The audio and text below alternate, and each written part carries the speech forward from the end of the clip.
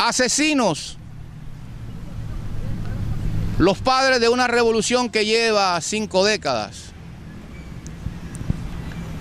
los que practicaron el daño gratuito del marxismo-leninismo. Hay uno de ellos, el líder principal por excelencia. Fíjense el inventario que tiene de atrocidades. Fíjense el inventario que tiene de atrocidades. Desde muy joven cabalgaba con él a su lado la violencia, las segundas y terceras, el mesianismo, desde un lugar llamado Virán. Fue creciendo, se hizo revolucionario y practicó la revolución. La revolución es una fábrica, el comunismo es una fábrica de daño gratuito y trituradora de seres humanos. Él se entregó de lleno a practicar la revolución en un pequeño país bello, noble, sencillo, saludable, bañado por el mar Caribe. Ese señor, miremos el rosario de atrocidades para lograr sus propósitos, que lo está logrando. Fíjense si el Papa le va a dar las manos. Impuso una revolución para dar escarmiento. Comenzó fusilando y matando a semejantes, con razón o sin ella, pero fusilando a semejantes, dando tiros de gracia en fortalezas coloniales. Ese mismo hombre creó esa revolución y para lograrla había que despojar a los cubanos de sus heredades, de sus propiedades, en aras de los menesterosos del mundo.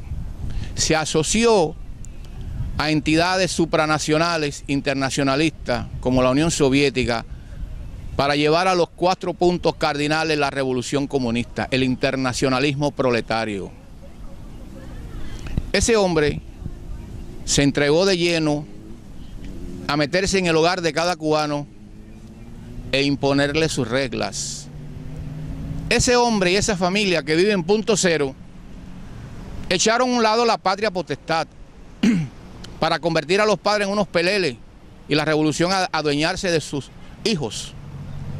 Esa revolución se fue por aventuras internacionalistas asociadas con el imperialismo soviético y otros imperialismos. Uno de los momentos más tristes, pero más triste, que ha tenido ese señor fue cuando llevó a su pueblo a punto de un holocausto nuclear por puro capricho revolucionario. Yo no hubiera estado aquí, mi señora no hubiera estado aquí, mis hijos no existieran y tantos cubanos, porque hubiéramos desaparecido en un holocausto nuclear.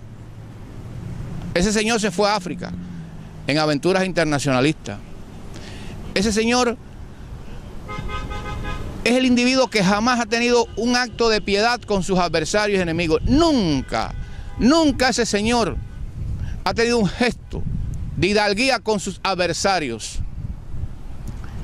Ese señor que vive en punto cero y que se va a reunir con el Papa, acabó con nuestra religión. Concibió la UMAP, donde llevaban a los católicos prácticos a la UMAP. Como consecuencia de ello, un muchacho de Guantánamo, un poeta, se suicidó. Amigo de Dionisio García, hoy el arzobispo de Santiago de Cuba, quien va a esperar al Papa en el aeropuerto de Santiago de Cuba, y al lado de él estará el asesino de Raúl Castro, el que concibió la UMAP. Unidades de ayuda a la producción.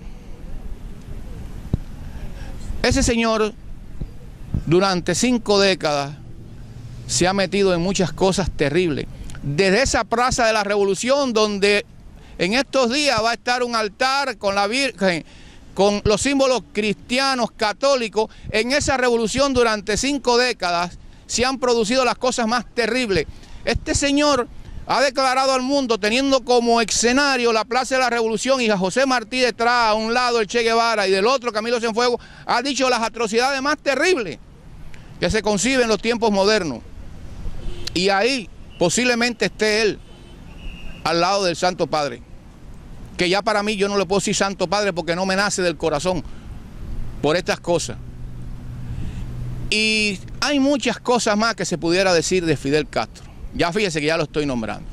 De los Castro que viven en Punto Cero. No existe en la historia moderna. No existe en la historia moderna un dirigente de un país que invite a sus súbditos a morirse. En el año 1994, cuando aquel éxodo de los balseros, él promovió ese éxodo. Y él sabía que esas personas cuando se tiraran al mar en pequeñas embarcaciones iban a morir. Es decir, que Fidel Castro, el inquilino de Punto Cero, condenó a sus propios compatriotas, adversarios o seguidores a muerte segura. Pero como Dios está en el cielo, allá arriba y señaló para allá, Dios está allá, buscó una solución para que no se consumara esa monstruosidad de Fidel Castro. Y ahí llegaron los barcos americanos y empezaron a recoger a aquellas personas, algunas muertas, algunas deshidratadas, hasta una niña tocando el himno nacional americano en un violín. Empezaron a recoger a esas personas y lo llevaron para Guantánamo. Mi tierra, mi ciudad, Guantánamo, la bahía de Guantánamo. Por todo esto, ¿quién me puede desmentir de lo que estoy diciendo?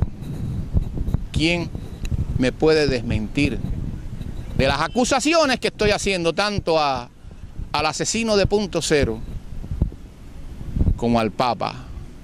Dentro de pocos días veremos cosas terribles. Para una generación, para unas personas, otros le buscarán una solución, una interpretación y una justificación dialéctica.